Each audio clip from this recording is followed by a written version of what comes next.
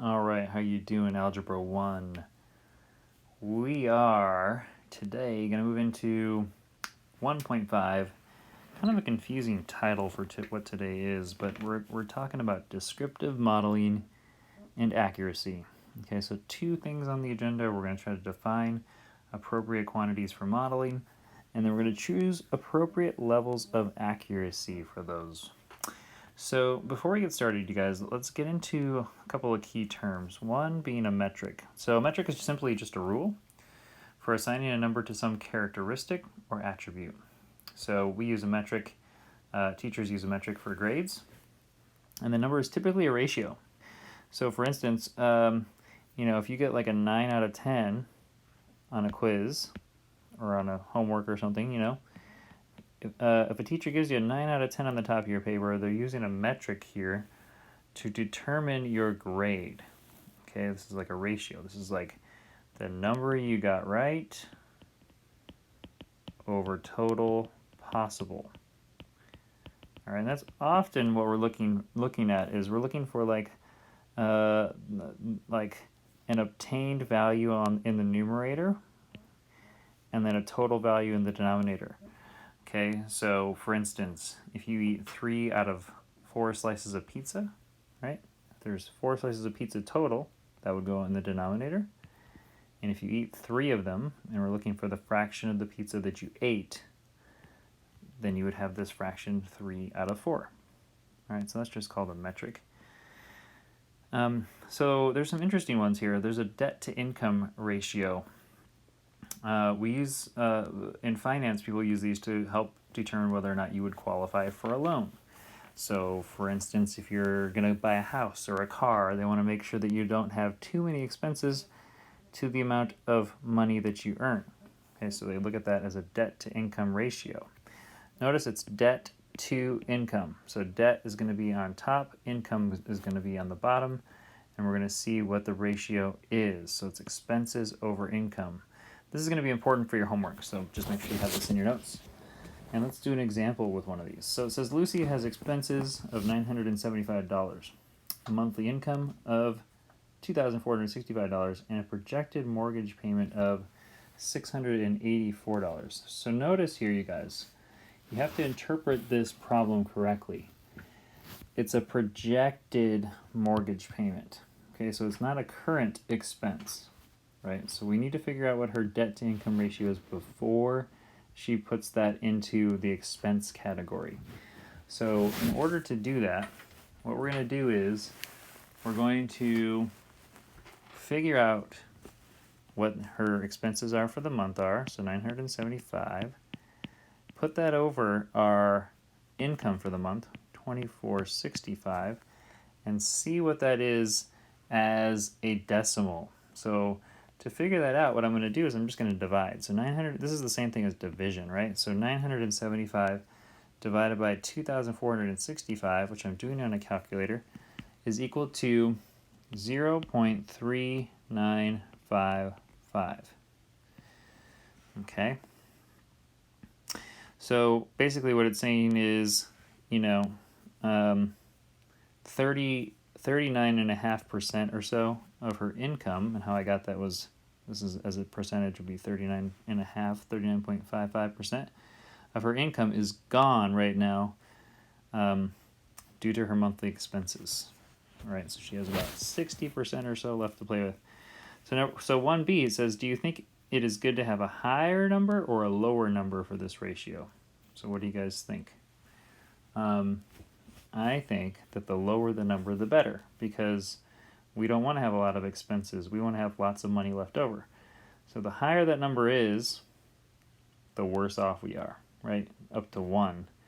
If we have a 1-to-1 ratio, that means we spend every dollar, our expenses equal our income, and no money is left over. So what can Lucy do to improve her ratio? That's a good question for you guys, but we could either lower expenses, right? Or we can increase our income. Right? If she did either one of those things, it would improve the ratio and make that ratio smaller. Okay, measurement accuracy. So we have to say something about accuracy here. This refers to how close a measured value comes to the actual desired value. Typically, the most accurate measure is the measure with the smallest units. In other words, if I were to measure this line right here, right? If I got a tape measure out and was going to try to measure this, if I measured in inches, you know, and I wish I had a tape measure that I could just throw up here so you guys could see, but we could just make it up, right? So if I measure in inches, I don't know, inches might be one there, one there, one there. I might have to say that this is like, I don't know, 3 and maybe it's 1/4 inches, right? But okay, so inches it's kind of a middle of the road type of measurement unit, I should say. What if I went a little bit smaller? So in our standard measurement system for the United States, inches is about as small as we go. If we went into metric, we have these things called centimeters, and then we have these little tiny things called millimeters. Notice, like, if we go down to like these little tiny millimeters on these things, we could get really close. We can become a lot more accurate to the nearest millimeter versus to the nearest inch, if that makes sense. Because the inches are so big in between, and millimeters are so small in between that we can get more accurate the smaller we go. So the smaller the unit, the more accurate we get in measurements. Okay, so the most accurate measure is not always the most appropriate measure, however. So appropriate measure is different. We don't want to measure the distance from your house to school in inches. You know, it'd be appropriate to measure that distance to the nearest mile. Or if you're in Europe, maybe it's to the nearest kilometer, right? But we want a bigger unit when we're going for bigger distances. That wouldn't make sense to measure something like your distance from your house to school in inches. So we also need appropriate measure. So for example 2, it says an area rug has dimensions given in inches and centimeters. Which unit is more accurate? Okay, so accuracy here is going to be the smaller unit. And I already kind of gave an example with these, so you guys should know that this would be centimeters because centimeters are smaller, so we can identify something to the nearest centimeter much easier than to the nearest inch or partial inch. And then it says for part B, 1 centimeter indicates that the distance to the sun 1 centimeter. One website indicates that the distance to the sun is 150 billion meters. Another site says the distance is 93 million miles. Determine which unit is more appropriate. So keyword here, you guys, is appropriate for measuring the distance to the sun. Okay, in my opinion, the most appropriate measure for something that ridiculously big in distance is going to be the miles, because miles is a much bigger unit of measure. And so when we have something that's really big, we want to use a bigger unit of measure. However, if I said what unit is the most accurate, then the meters would be most accurate. Okay, so there's a difference between appropriate and accurate. So make sure you identify those keywords in today's lesson. Okay, the last thing that we have to talk about, you guys, is deciding where we round things. So, you know, if we're dealing with money, we're going to round to the nearest cent, right? That makes sense. Get it? Makes sense. So rounding to the nearest hundredths place, right? But if we're dealing with food, like pizza, for instance, I don't want to say that I've eaten like 0.56 of this pizza, right? I want to talk about the pizza in terms like of a fraction. So deciding where to round is an important thing.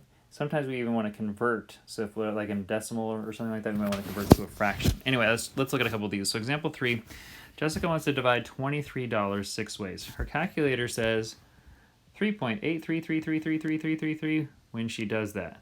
Where should she round? Okay, well, think about what are we dealing with here? We're dealing with money, right? So if she's trying to split $23 6 ways, then we're going to round to the nearest cent, right? So this would be $3.83. All right, she can't be giving away thirds of pennies and stuff like that. For part B, Ms. Harris wants to share 2 pizzas among 6 people, and her calculator shows 0.3333333333333. So it says, where should she round? Now, in my opinion here, since we're talking about pizza, typically we're not talking about pizza in terms of decimals. So I might think of this as a fraction, okay? So if we have 2 pizzas and we're dividing it among 6 people, think about this. We have 2 pizzas and we're dividing it by 6 people, all right? So how much pizza does each person get? Well, we can just reduce this and we see that that is 1/3. So 1/3 of a pizza. And yes, that is equivalent to 0.333333333. But we would want to use this fraction when we're talking about pizza. Okay, so just knowing how to convert between the two, right? And we'll talk a little bit more about that later. But here, we would just start with 2 divided by 6, and then reduce it. For part C, the measurement of an aquarium, measurements for an aquarium are 12.9, 7.67, and 4.11 inches. The measure of the volume is given by the product 406.65573. Where should this number be rounded? Okay, so for this one, you guys, what I would say is, since all 3 of these numbers are given in either tenths or hundredths, I would accept 2 answers here. I wouldn't go past the hundredths place, right? So I would either round this thing to the tenths place or the hundredths. I wouldn't be going much further because my originals don't go much further. Okay, so always kind of look at like what the original parts of the problem are giving you. So for this, say I want to do it to the nearest tenth. If I did it to the nearest tenth, it'd be 406.7. I would also accept, so this would be like 406.7 what? Cubic inches. So inches cubed. It's a little weird to go to the next one, but I would still accept it, I think. So the other one would be 406.66 inches cubed. And the reason for that is that next 5 would round that thing up. Okay, so that's example 3. Let's go to example 4. It says Matt's table is missing a leg. He wants to cut a piece of wood to replace the leg. How accurate do you think he needs to be with this measurement? What do you guys think? I think that going to the nearest inch is definitely could make it like for a wobbly table, right? Because if a table's off by like a 1/2 inch or a 1/4 of an inch, I don't know if you guys have ever sat at a table that's like that, but it's not cool. So if it were me, I would want to get that thing pretty accurate just so I don't have any rock in that thing. So I might measure to the nearest, I might say here to the nearest, I mean, if I wanted to be really accurate, I might go to the nearest millimeter, right? Which we have available to us on a tape measure, at least some tape measures. If not, I might go to the nearest centimeter, right? Something like that. But they're looking for the unit that you would use. Millimeter would be the most accurate. For part B, you are estimating keyword there, the height of a small child. Which unit of measure would you use? A foot, an inch, or a 1/16 of an inch? Well, guys, think about, like, so when someone asks me how tall I am, actually, when someone asks me how tall I am, I give them a pretty smart response. I say I'm 4 foot 26 inches. 28 inches. Man, I'm like tired or something. Just to mess with them and have them do the math. But, most people are not going to say something like that, right? We won't go to the nearest foot either. I won't just say I'm like 6 feet. Usually, like, so my height is 6'4", 6 feet 4 inches. So when I say something like that, I'm actually going to the nearest inch. I don't say I'm 6'4" and a 1/16 of an inch, right? I'm not going to the 16th. I'm usually going to the nearest inch. So that's all I want for that. And then part C, Kurt is measuring the driving distance from one city to another. How accurate do you think he needs to be with his measurement? If he's just doing a driving distance, I mean, I would say to the nearest mile. you know, if these cities are like closer together, maybe you'd go to the nearest, you know, quarter mile or something like that. And I wouldn't mark that wrong, but I think for this purposes of this, to the nearest mile, or even within a few miles, if you're going from a major, like from one city to like, say like I'm going from like San Francisco to Milwaukee, Wisconsin, where I was born, I might, you know, I might go to the nearest, because I think it's like 2,020 miles or something like that. So I might just call it 2,000 miles, you know. So it really depends on how far away the cities are from each other. But for the purposes of this, since they don't really tell us how far, we just say to the nearest mile. Okay, guys, so we have a number of problems. I don't really give you too many. I think I give you, you know, I think I give you like 8 problems for this homework. But they're a little involved. You got to read through them, really take your time, and figure out what the question's asking you. Okay, make sure you're looking to see if looking for keywords like accuracy versus appropriate, that kind of thing as you do your homework. And then check your answers as you go. We'll see you guys in